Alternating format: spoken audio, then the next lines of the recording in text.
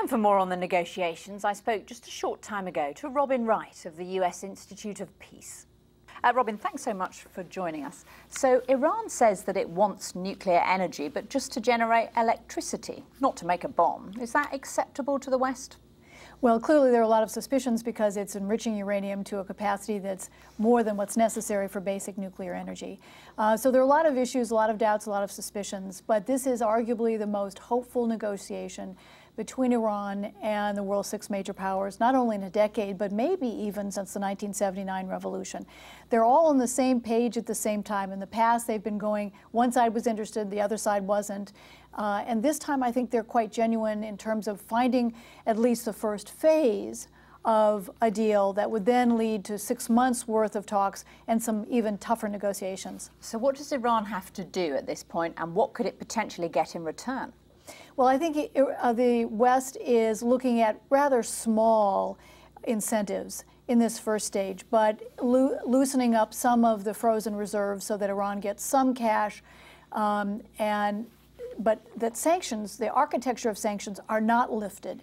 That will remain in place until there's a final deal.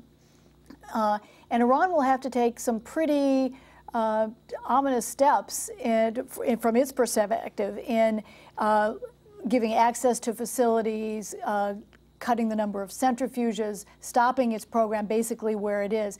A lot of things it has to do for the first sign of rewards, but not the lifting of significant sanctions. And who's really gone out on a limb here? Is it the new Iranian leadership?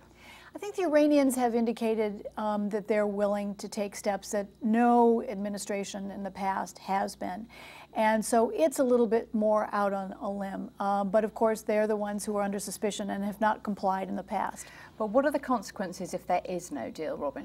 Well, this is the real danger. The fact is there are only two options on the table, and one is the diplomatic solution.